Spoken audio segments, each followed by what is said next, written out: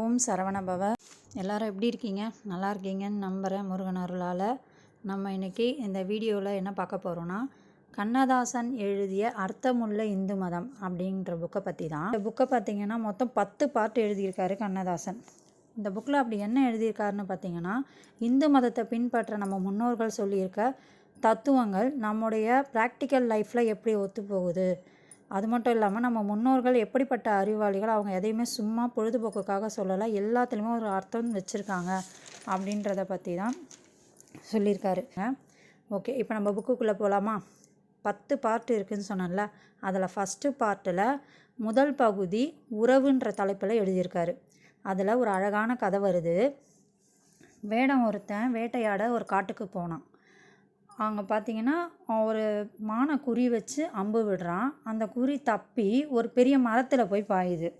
அந்த அம்பில் அவன் கொடிய விஷம் தடவி இருக்கிறதுனால அந்த மரத்தோட காய் இலை எல்லாமே விழுந்து அந்த மரம் பட்டு போயிடுது. ஆனால் அந்த மரத்தில் ஒரு கிளி ரொம்ப நாளாக தங்கி இருந்திருக்கு. அந்த கிளி செழிப்பாக இருந்தப்போ, அந்த மரம் எப்படி செழிப்பாக இருந்தப்போ அது அங்கே இருந்துச்சோ அதே மாதிரி அந்த மரம் பட்டு போனதுக்கு அப்புறமும் அங்கேருந்து போகாமல் அந்த மரத்தை விட்டு பிரிய மனசு இல்லாமல் அது அங்கேயே இருந்திருக்கு. அதுவும் சாப்பிடாம கொள்ளாமல் அந்த மரம் மாதிரியே ரொம்ப தன்னை வருத்திக்கிட்டு அங்கேயே தங்கி இருந்திருக்கு.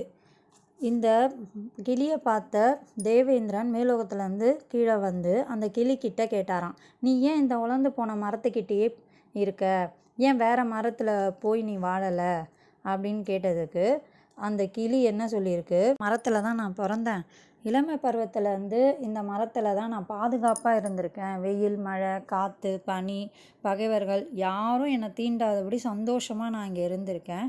இப்படிப்பட்ட இந்த மரத்தை நான் எப்படி விட்டுட்டு போக முடியும்?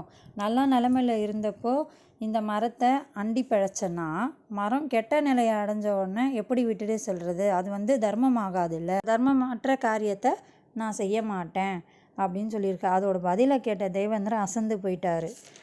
உடனே என்ன சொல்லியிருக்காரு, அந்த கிளியை பார்த்து, நீ வேணால் உனக்கு ஏதாவது வரம் வேணும்னா கேளு, நான் உனக்கு தரேன் அப்படின்னு. அதுக்கு அந்த கிளி என்ன வரம் கேட்டுச்சு தெரியுமா? இந்த மரம் நல்லா செழித்து தழைச்சி பழையபடி ஓங்கி வளரணும் அப்படின்னு கேட்டிருக்கு. இந்திரனும் சந்தோஷப்பட்டு தனக்காக கேட்காம இப்போவும் அந்த மரத்துக்காக தான் அந்த கிளி யோசிக்குதுன்னு சொல்லி வரம் கொடுத்துட்டார். அந்த மரமும் முன்னை விட செழித்து நல்ல நிலமையில் வந்துருச்சு. அந்த கிளியும் சந்தோஷமாக அந்த மரத்தில் பழையபடி வாழ ஆரம்பிச்சிச்சு. இந்த கதை மகாபாரதத்தில் தர்மருக்கு பீஷ்மர் சொன்ன கதை. இந்த கதையிலேருந்து மனிதர்களுக்குள்ள உறவு எப்படி இருக்கணும் அப்படின்னா, அது கணவனுடைய உறவாக இருந்தாலும் சரி, பெற்றோர் பிள்ளைகள் உறவாக இருந்தாலும் சரி, அண்ணன் தம்பி, அக்கா தங்கை, நண்பர்கள், இந்த மாதிரி எந்த உறவாக இருந்தாலும் அவங்க நல்ல நிலைமையில் இருக்கும்போது, சந்தோஷமாக இருக்கும்போது எப்படி நம்ம அவங்க கூட பயணித்தோமோ அதே மாதிரி அவங்க கஷ்டத்தில் இருக்கும்போதும் அவங்கள விட்டுட்டு போகாமல் அவங்க கூடவே இருக்கணும். அவங்களுக்கு முடிஞ்சால் நம்ம உதவி செய்யலாம், முடியலன்னா ஆறுதலாக ஆதரவாக கூடவே இருக்கணும்.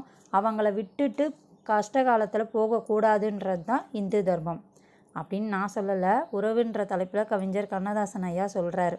இப்போ நான் என்ன சொல்கிறேன்னா, நம்ம உறவு யாராக வேணால் இருக்கலாம். அவங்களுக்கு ஒரு கஷ்டம், அது ஃபினான்ஷியல் ப்ராப்ளமாக இருக்கலாம், இல்லை ஹெல்த் இஷ்யூஸாக இருக்கலாம், எதுவாக இருந்தாலும் நீங்கள் பணம் கொடுத்து தான் உதவி செய்யணும்னு அவசியம் இல்லை. ஆறுதலாக 2 வார்த்தை, நான் இருக்கேன் பார்த்துக்கலாம், இந்த வார்த்தை அவங்களுக்கு எவ்வளோ பெரிய பூஸ்டராக இருக்கும் தெரியுமா?